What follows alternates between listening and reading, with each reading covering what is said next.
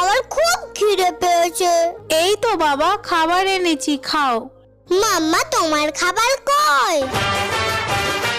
বাবু, দেনাতে আমাদের সব চলে গেছে, এটুকু খাবারই আছে, আর কিচ্ছু নেই। চল আজকে ওকে ডেকে নেবো। মাম্মা, আমরা সারা জীবন কি এরকমই থাকবো?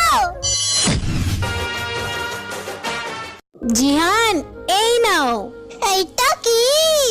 এটা তোমার হাতে পরিয়ে দিলাম, যেদিন আমরা দেনা থেকে মুক্ত হব সেদিন তুমি এটা হাত থেকে খুলে দেবে, কেমন?